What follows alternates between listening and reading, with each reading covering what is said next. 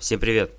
Меня зовут Владимир Мельников, и я снимаю видео для своего канала на YouTube, в частности про автомобильные эксплуатационные материалы.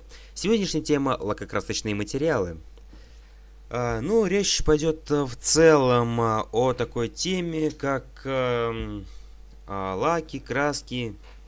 Что это за вид такого материала и зачем он в принципе нужен? Но уже на данном изображении вы видите, для чего нужны лаки, краски. На этом слайде я скажу пару слов чисто вот от себя, простыми словами. Вот это лаки, краски, лакокрасочные покрытия и все остальное, даже, скажем так, это не столько для красоты, для декорации, если быть точнее, сколько для того, чтобы преградить, скажем так, доступ воздуха к металлу. Как мы все хорошо знаем, металл при контакте с кислородом имеет свойство ржаветь. Тем самым ухудшается качество вплоть до его полного разрушения. Вот. Также еще, пожалуйста, не забудьте подписаться на мой канал.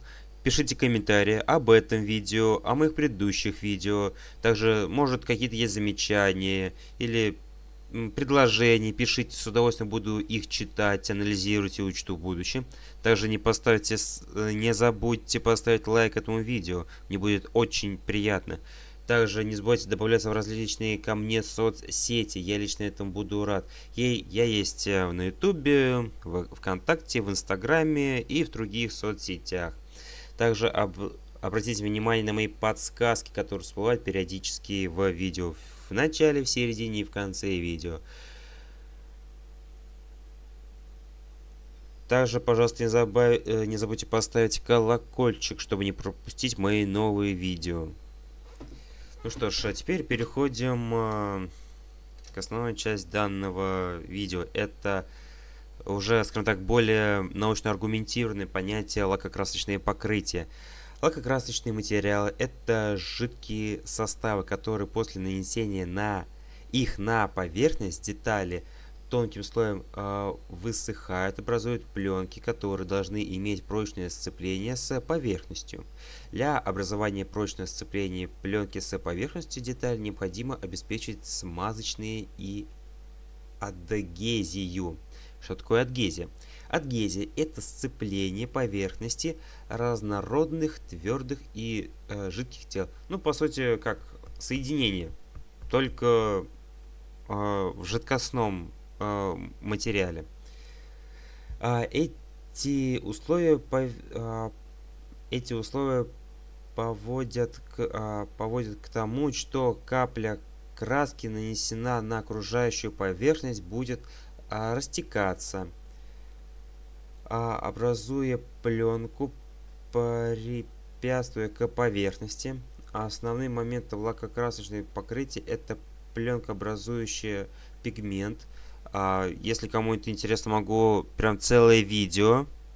У меня есть, как сказать, могу сделать целое видео. Если кому интересно, прошу писать комментарии. И про растворители. Если кому интересно, пишите в комментарии. Едем дальше. Лакокрасочное покрытие составляет из многих компонентов, важнейшими из которых являются пленкообразующие пигменты, растворители.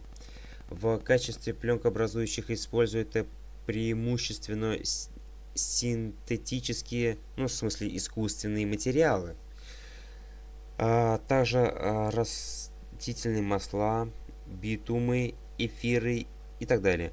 Они служат для образования пленки с достаточно адгезией и необходимым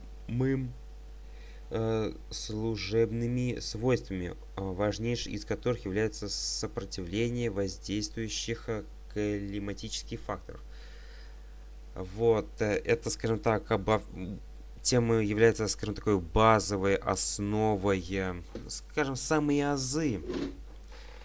Вот, но если углубляться, то такое понятие, как лакокрасочные покрытия. Ну, даже не столько лакокрасочные покрытия, а суть заключается в том, чтобы вот это жидкие материалы покрывали металл, детали тонким слоем, чтобы не допускать кислород к металлу, чтобы просто не разрушать.